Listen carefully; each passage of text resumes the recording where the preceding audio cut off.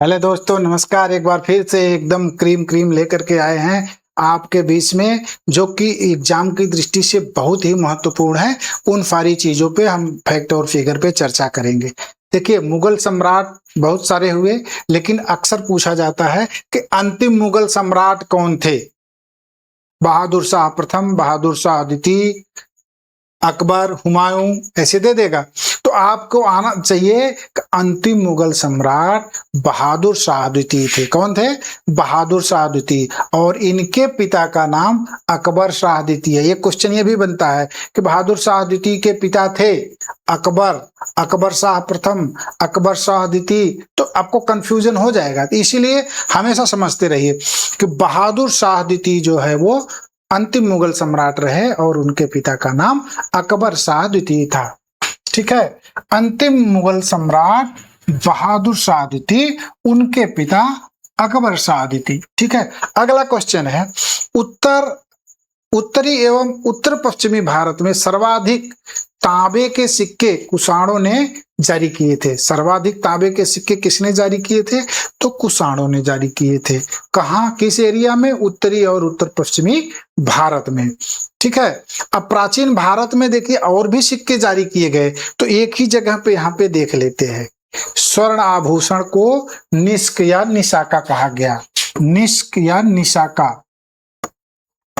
कहीं कहीं निशाका भी लिखा होता है। ठीक है, तांबे के सिक्कों को कारसापण कहा गया। तांबे के सिक्के को कारसापण, ये आपको रटना पड़ेगा। स्वर्ण के सिक्के को निष्क या निशाका कहा गया और तांबे के सिक्के को कारसापण कहा गया। चांदी के सिक्के को क्या कहा गया? चांदी के सिक्के को रूपक कहा गया। कहीं कहीं के रूप्यक भी लिखा है, रूप्यक। ठीक है, और सोने के सिक्के को दिनार कहा गया। क्या कहा गया? सोने के सिक्के को दिनार कहा गया। वंस अगेन देखते हैं कि स्वर्ण आभूषण को प्राचीन काल में निष्क या निशाका कहा जाता था, तांबे का सिक्का को कारसापण कहा जाता था, चांदी के सिक्के को रूपक कहा जाता था और सोने के सिक्के को दिनार कहा जाता था, है ना। तो अब देखिए, अगला क्वेश्चन आपका बनता है, महावीर स्वामी के प्रथम अनुयायी कौन? तो महावीर स्वामी के प्रथम अनुयायी उनके जमाता जमाली थे। कौन थे? जमाली। उनके जमाता जमाली थे, महावीर स्वामी के प्रथम अनुयायी।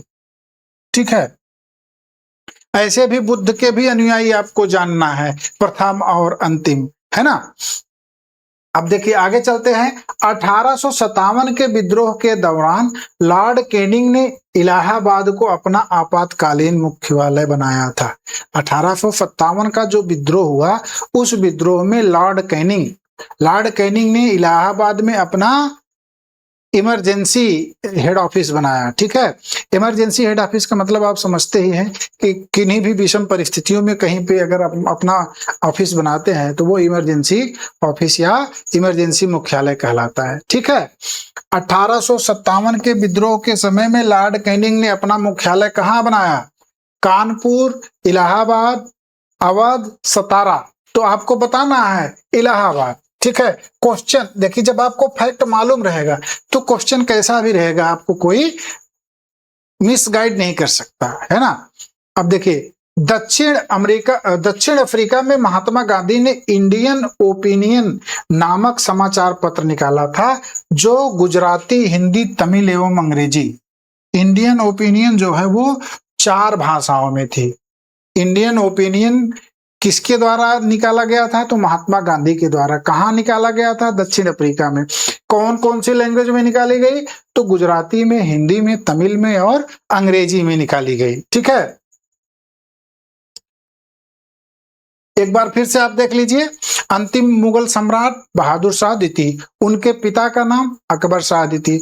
उत्तरी एवं दक्षिण पश्चिमी भारत में सर्वाधिक तांबे के सिक्के किसने जारी किए थे? कुषाणों ने जारी किए थे। प्राचीन भारत में सोने के सिक्के को क्या कहा जाता था? तो निष्क या निशाका कहा जाता था। तांबे के सिक्के को क्या कहा जाता था? कारसापण कहा जाता था। चांदी का सिक्का को रूपक कहा जाता था और सोने के सिक्के को दिनार कहा जाता था। महावीर स्वामी का प्रथम अनुयायी कौन था? तो उनका जमाता जमाली था। ठीक है। और 1857 के विद्रोह के दौरान लॉर्ड कैनिंग ने इलाहाबाद में अपना आपातकालीन मुख्यालय बनाया था। और दक्षिण अफ्रीका में महात्मा गांधी ने इंडियन ओपिनियन नामक एक पत्रिका का प्रकाशन किया और वो पत्रिका जो है वो 4 लैंग्वेज में प्रकाशित हुई थी, हिंदी, गुजराती, तमिल और अंग्रेजी। ठीक है। तो इसको आप नोट डाउन कर लीजिएगा मेमोराइज करने के लिए। देखिए आप नोट्स बनाते चलिए, क्योंकि आपको बहुत डिटेल में चीजें नहीं बताई जा रही है। जो परीक्षा की दृष्टि से इम्पोर्टेंट है उतनी ही चीजें बताई जा रही है। जब आपको कम पढ़ना होगा तो बेहतर तैयारी कर पाएंगे। ज्यादा फैल कर, ज्यादा डूब कर अगर पढ़ेंगे तो फिर आप point two approach, point two exam approach आप तैयारी नहीं कर पाएंगे।